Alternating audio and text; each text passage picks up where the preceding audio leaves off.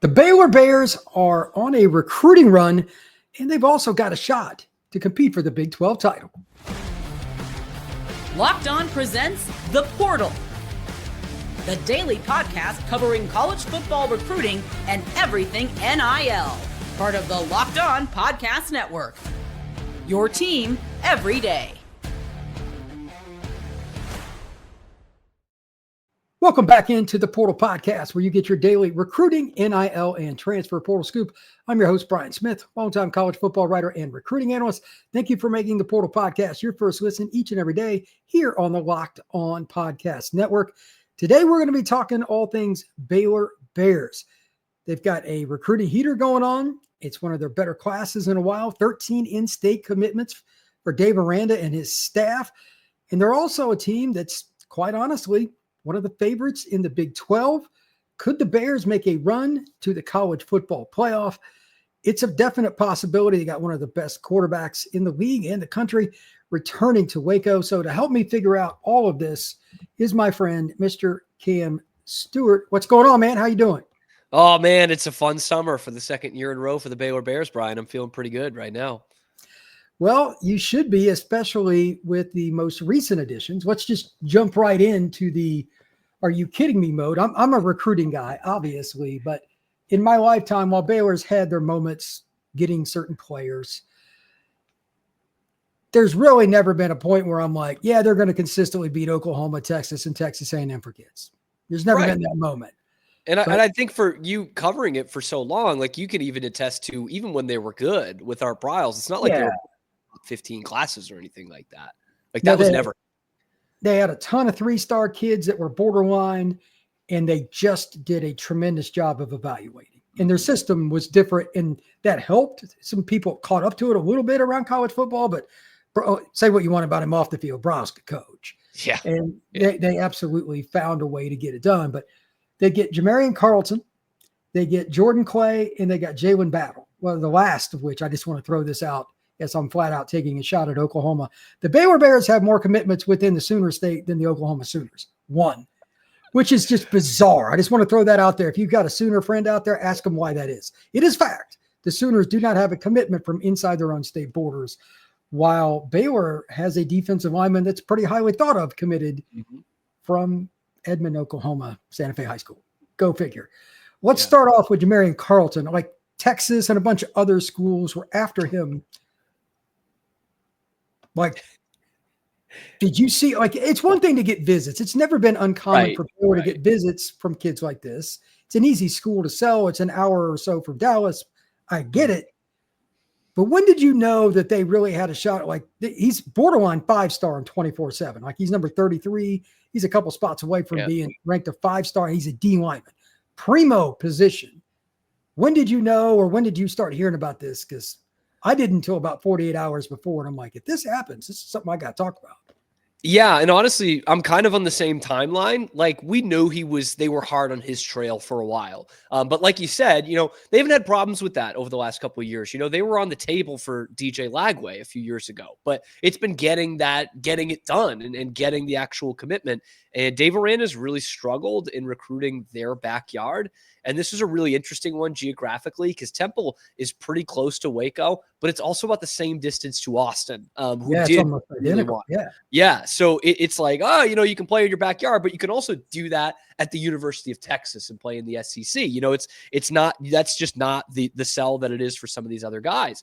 It really wasn't until a day or two before that it was like, no, this is going to happen because he seemed like he was pretty high up on Steve Sarkisian's priority list for what Texas was looking for. And so that's where it was like, maybe next time. And it wasn't until 48 hours before we started hearing that momentum of like, no, this could be legit. They could really be getting him. And I got to say, it's probably the best get Dave Aranda's ever gotten at Baylor. It could be. And again, I cannot stress this enough based on the portal, which I cover extensively as well.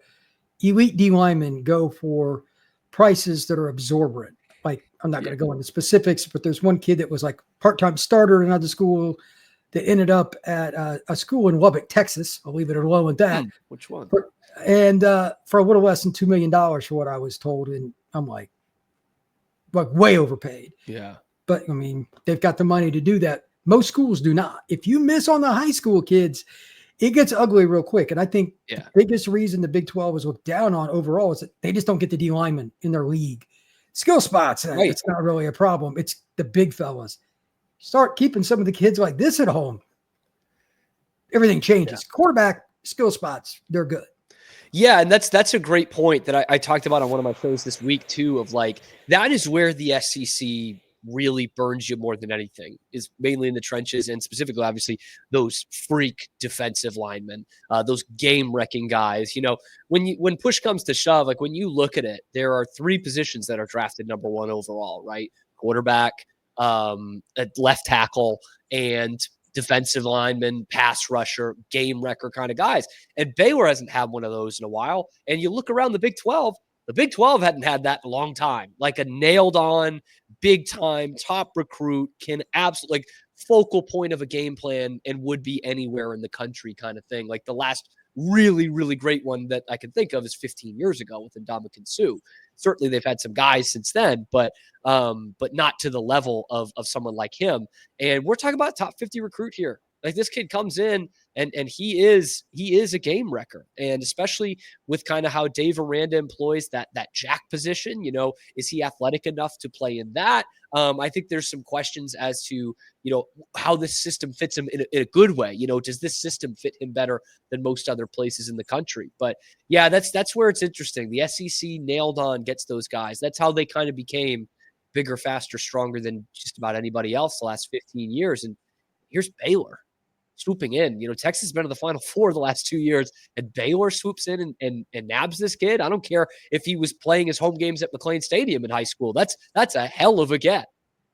Absolutely. Absolutely. And again, they get Jalen Battle, another kid out of state of Oklahoma. He had offers from all over the place too. Baylor gets him. And then the one that, this is a guy that follows 7-on-7, goes underarm camps and all that stuff. Jordan Clay is one of the best receivers in the country, regardless of state. He's out of Madison High School in San Antonio, 6'3", 200. He could be a flanker or a boundary. It's hard to find boundary receivers. I cannot stress this enough. Kids who can make people miss and can really run, that are 6'2" and above. That is also its own entity. I know it's a receiver, but it's a premium receiver. Boundary receivers are hard to find. So they get the trifecta in like 24-hour period. This might be the best one day of Baylor recruiting since I don't even know when. I'd have to go talk to somebody that's covered the Bears their whole life, to be really honest. So my obvious question to you is, they got 13 guys in state. They get 2 of these 3 are in state, et cetera. Why is it so much better this year? What's the change in the elixir for the Baylor Bears? Yeah, that's what kind of catches a lot of people off guard, right? Like last year they had a good recruiting cycle and they were coming off of 3-9. This year, you know, it was a fun season. They won 6 in a row to end the regular season, but 8-5 isn't nailing you on a top 20 recruiting class. It just doesn't typically work like that. And I think for obviously the skill position guys, you look at an offensive philosophy that is very reminiscent to what it was 10 years ago when Art and Kendall Briles were running the show and Philip Montgomery in there too. And that's an exciting thing, but we also know the SECs are running some great offenses in that conference as well. So I think honestly what it comes down to is they've got 2 of the best recruiters in this conference, Dallas Baker and Keenan Hall. Keenan Hall they got from SMU right as they were kind of starting to ascend into their recruiting wins of a couple of years ago. And since he came in, that flipped the script immediately. So it's almost like they're zigging when everyone else is zagging. Like, I'm not saying they don't pay players. Of course they do. Everybody does. But they're not going to be able to throw out millions and millions of dollars. So what they're doing is they're getting on these kids early in their high school career. They're texting them all the time as much as they can. They're making them feel like a priority and seeing that, you know, old school recruiting plus of course some cash too can build you a good team. That's the only way I can really explain it, Brian, because even beyond that, even as much as I love to buy into all that stuff, it's still amazing that they've been able to pull off what they've pulled off the last couple of weeks here. Yeah, I would absolutely agree. When we come back, I want to talk about the overall class for Baylor, compare it to some of the things that we think they need to get, anything else in the class. And then we're going to move on to what's going to happen in 2025. It could be an even better year for the Bears on the field than it has been on the recruiting trail. That is next here on the Portal Podcast. We've all been there, logging on early and waiting forever for concert tickets to go on sale, only to lose your spot for a show that you've been dying to go see. Live music should be about making memories, not dealing with the stress of ticket shopping. That's where Game Time comes in. Game Time makes getting concert tickets faster and easier than ever. Prices actually drop as it gets closer to the show, and you can save up to 60% off with their killer last-minute deals. The other part, this isn't something where you're going to see a price and then all of a sudden the price changes. When you click on something, that's the price you pay. When you go to checkout, it's the same as it was before. Take the guesswork out of buying concert tickets and show tickets with Game Time. Download the Game Time app, create an account, and use code LOCKEDONCollege for $20 off your first purchase.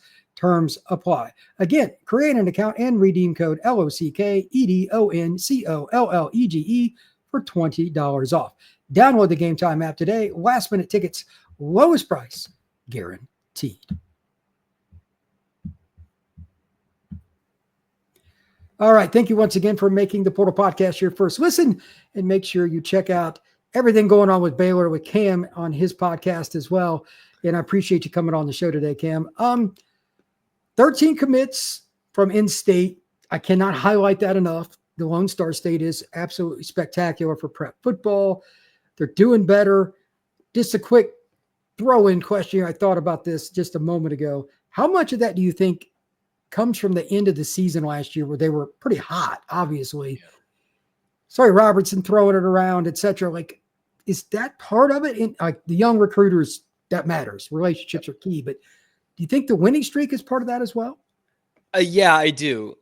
It's obviously, it's not like they propelled this winning streak into the college football playoff. In fact, they didn't beat a ranked team and they weren't ranked at any point. But yeah, it was exciting the way they played. Sawyer Robertson and Bryson Washington on that offensive side, lighting teams up down the stretch. It was, the vibes were finally high again here in Baylor. And I think, especially to your point, when it's so many in-state guys, like they're seeing that quite often.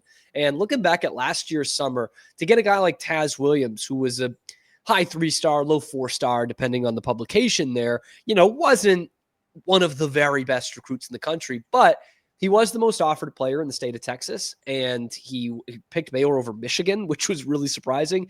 And just something like that does get the ball rolling. And he gets his friend Cameron Morgan, a 4-star, to commit. And, you know it better than most. Like, these kids talk, and they talk to each other, and they want to team up. And I think that kind of got the ball rolling. And so then when they see on the field, oh, maybe this team can win, maybe they're not going to be 3-9 again, then I think that only helped Baylor in what we're seeing 7 months later. Well, that's a big part of it. You got to use what you do on the field to help you propel better seasons in the future with your recruiting efforts. And they did that. So with that, do you think Baylor, I kind of think so based on just there's 2 D linemen again, Jamarian Carlton, Jalen Battle. I'm going to guess, just without going through all of it, if you took everybody's top 2 D linemen in the Big 12, I'll go with Baylor right now and we'll roll. Yeah. Unfortunately for the league, that's just the way that's the difference between them and the super elite conference powers like, at Ohio State, Georgia, et cetera, is D-line. But now do you think the league is stepping up too? Because Baylor fans may not look at it this way. Texas Tech doing better, and I'm sure most of them probably hate Tech. I get it. It's rivalry stuff. But them being better helps. Same thing with TCU. Obviously, they were in the playoffs a couple of years ago, went to the final game. Of course, Oklahoma State's kind of weird. BYU's kind of been up. Utah, Arizona State's run last year. Do you think the league getting more attention helps overall? And do you think that will help Baylor be in more exciting games and maybe finish this class, maybe top 20? I mean, it's possible they could end up in the top 20. Yeah, they're not too far from it right now, obviously, with still some time to go. But yeah, I think to your point, as much as we don't want to revel in the success of Tech or BYU or Arizona State, what they've done on the field and in the portal and on the recruiting trail makes us all look better. There are 3 or 4 Big 12 teams, depending on what list you're looking at. There are 3 or 4 Big 12 teams that are ranked higher in the recruiting rankings than Oklahoma. And I know it's a down year for OU on the trail, but that is big for us. You know what I mean? Yeah. I kind of put out this tinfoil hat theory of has Texas and OU leaving this conference weirdly kind of helped the Big 12. More teams think they're in it. I think it more coincides with the transfer portal and how the Big Ten and the SEC are attacking that, maybe even more so than high school recruiting. But yeah, it helps everybody. And I think we're still at the beginning of the defensive linemen kind of in that closing that gap, so to speak, because we've seen some 5-star guys commit to Big 12 schools in this cycle, but they're quarterbacks, they're skill position guys, which is still a big win. But as we talked about in that last segment, like, that happens sometimes, that does happen in the Big 12 occasionally. So yeah, all the success, even if it's Tech's success in the portal, like that helps Baylor and TCU recruiting out of high school. It doesn't feel like it's direct, but it is. We're in that kind of space as a conference right now where there is a little bit of put on your Big 12 hat and root for a Big 12 team to do something. Rivalries, sure. I don't ever want to root for TCU, and I don't really want to root for Tech much either. But absolutely, you're still in that space of like, but Tech doing well does help us out. And Arizona State going to the playoff does help us out. So definitely still in that. One last recruiting question for you. I'm looking at the numbers. You got Quinn Murphy, the quarterback. You've got 3 D linemen, 3 O linemen, 2 tight ends, 3 receivers. Don't have a running back, but 1 linebacker. But so far, this is a really balanced class. Mm-hmm. What is the thing they need the most to finish out? Is it just getting a running back, or is there anything else? What else do they need? Yeah, running back certainly on there. They had Rylan Morris, who was a high 3, low 4-star guy. He flipped to Stanford, which I think took a lot of people off guard. It was kind of an odd one. Yeah. I mean, look, if you want a heck of an education, you can get one at Baylor, but you can get a better one at Stanford. I'll say that. If you want to win football games, I don't know if that's the way I'd go. But in terms of looking at the rest of this class, I think tackle is something that they'll make a priority. Only 1 tackle signed. They've got a couple of guys who are well thought of on the interior. And, they might get a little bit bigger going into, and maybe they could become a tackle. But that's, as you know, probably not too likely. So I think they need to shore up that position. They're okay in there for the next year, maybe 2. But we're looking 3 years down the line, which is what we're really looking for out of offensive linemen in this class right now. They could do with getting another tackle or 2 in this class. All right. When we come back, it's time to talk about the Bears and their chances in 2025. Do they make a run in the Big 12? And what would happen if they made the college football playoff?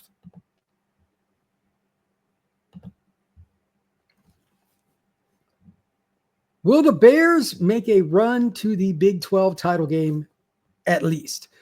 That is the key to this segment right here.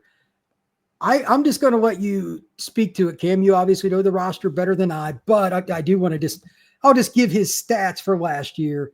Sawyer Robertson, 229 at 368, 62.2%, 3,071 yards, 8.3 yards per attempt, 28 scores to 8 picks. Take it away. What's going to happen with the Bears this year? They're going to be right in that mix, Brian. They're going to be right in that mix. Obviously, the Big 12 is the toughest to call. Like at any point in the season, let alone preseason, man. It is brutal. And I'm sure you've heard it a bunch before. Arizona State was picked to finish last year. They won the whole damn thing. So I expect, though, with what Baylor's bringing back, they've got to be in that mix with the momentum they had at the end of last season, bringing a ton of key positions back. You look at, I know there's more to the game than this, but you've got most of your offensive line intact, and you look at 2 running backs who could be in the top 5 or 6 in this conference, arguably the best quarterback in this conference coming back, one of the top 3 or 4 receivers in this conference coming back, probably the most NFL-ready tight end, I would say, in this conference coming back, and Michael Trigg, Mike linebacker, all Big 12 guy coming back. Like, teams would kill to have that kind of continuity at those important positions. Arizona State has all of that except for running back. So they're absolutely in that mix too. So I see Baylor in a quarterback-heavy conference with having a guy like Sawyer Robertson and an explosive offense like they've got to make some strides defensively. I think they did well in the portal in that. But I fully expect Baylor to be right in that mix. And if you made me do it right now, yeah, I'd have them in Arlington. What is the player outside of the ones you just mentioned that needs to take the biggest step forward? Is it a middle linebacker? Is it a D tackle? It could be either side of the ball, but who has to take the step forward to get them to the title game? That's a good question, because I've mostly been thinking in units of what units need to step up. Certainly their pass rush does need to step up. But I think if I had to circle one player, I'm looking at Caden Jenkins, the cornerback. He had a terrific freshman season. He was an all Big 12 freshman selection. He had plenty of offers, apparently, some six, maybe high six, low seven-figure offers from some in-state SEC schools. You could do the math on that one. After his outstanding freshman year, kind of one of those ball hawking type of corners, and hoping that he would become a shutdown guy. He really struggled at points last year. I know there was a game where he was injured, and it was an undisclosed injury. He got burned big time by LSU in that bowl game, and some big moments down the stretch. Like, if he can show what he was as a freshman and take strides towards being an NFL kind of cornerback, that elevates the whole unit, which has a ton of question marks around it. Like, if you have one guy that they're not going to that side today, that is a huge, huge difference from where Baylor was at defensively last year. So outside of those important, like, offensive skill positions, I would think Caden Jenkins has to be that guy. Pass rush needs to get better. They did bring in another linebacker who was a Conference USA Player of the Year in Travion Barnes, who is going to kind of slot in the same way that Keaton Thomas did out of the JUCO level last year and became an all Big 12 guy year one. So if he can do the same thing that Keaton Thomas did as an understudy to Keaton Thomas on the field with him, that could vastly improve their defense as well. Is there a player that you're concerned about? Like, if this guy gets hurt, or for whatever reason he backslides from last year, quarterback aside, that's the obvious. Sure. Yeah. Is there anybody you're concerned about? Like, this could be our downfall. Yeah, the one that I would look at, that I don't know a lot of Baylor fans that would, is probably Jackie Marshall on the defensive line. He was a guy who showed some real pass rush ability his freshman year. That was 22. Then he got an ACL injury, missed all of 23, had to play a little bit more on the inside in 24, just out of necessity. And he is still a game record's a bit strong, but he is still a force on that defensive line. He got a ton of the important assignments. Like, teams were really keying in on him. There were rumors from people who were on that field after the Texas Bowl that LSU coaches were chatting him up in the handshake line, telling him what life could be like in Baton Rouge for him. He's a Louisiana kid. And I just think he got so much attention last year, where the rest of the unit just wasn't up to snuff. And if that's the case this year, and he is down for any amount of time, they just don't have teeth up front if he's not in there. I think with some of the guys they brought in the portal, they can kind of sneak under the radar because so much attention is going to be on Jackie Marshall, specifically in those first two games, which are huge matchups, Auburn and SMU. So if he's down, I think that just changes how teams attack Baylor in a way that I don't think is beneficial to Dave Aranda's defense. Yeah, depth on the defensive line. We started the show talking a lot about it. If you've got multiple guys up front that have any hope, realistically, like making it to the NFL Combine, it's harder for teams to scheme against you, and they can take one guy out, rotate them back and forth. If you've only got one guy like that, teams double them and they go the other direction. Like, it's totally different deal. Last question here on this Big 12. I know Arizona State's picked by a lot of people to still be towards the top. They got Levitt, and they got really good quarterback. They got a good head coach. They got Tyson at receiver, etc. Who's the team that you think in the Big 12 can rise up beyond Baylor and some of the obvious teams, or is it just really that wide open? Well, it is. It is quite that wide open. You know, any different poll you see, there's a new champion. You know, whether it's Arizona State or Utah, or even it's Kansas State, it's Texas Tech. But the team that I think not a lot of people are talking about, and it pains me to say it, is TCU. They had some obvious deficiencies last year. They didn't have a great defense. They had literally no running game. Savion Williams, their receiver, ended up playing running back at the end of the season. And Josh Hoover still threw for almost 4,000 yards. Like, that's not for nothing. They were a one-dimensional offense, and they worked that one dimension pretty well in Kendall Briles' offense. So I think if they can just figure out some of those things on the defensive side and just get a running back in there who can run between the tackles, I think that is a dangerous TCU team. I think Houston to a lesser degree. Like if Connor Wegman works out, if Connor Wegman is the guy that we thought he was as a prospect out of high school, then maybe Houston's a bowl team, which is a big step up from where they were last year. But I think the team that no one's talking about that could be sneaky is TCU. I appreciate it, Cam. Tell everybody where they can find your work, my friend. Yeah, we're at Locked On Baylor on YouTube. You can find us there, of course, every weekday and wherever you get your podcasts as well. At Locked On Baylor on Twitter. We get in the mud, man. It's pretty fun. I'm at Real Cam Stewart, which is on the screen if you're watching on YouTube. We're talking not just Baylor, but of course a lot of Big 12 too. It's a crazy, chaotic conference, Brian. So we're talking about all the 16 chaotic members of this conference as well. So if you want to catch up with all the craziness going on throughout the season, you can find us there. All right, brother. I appreciate that. You can find the Portal Podcast on Podbean, Apple, Spotify, YouTube, and wherever you get your pods. Please like and subscribe. We will see you again soon.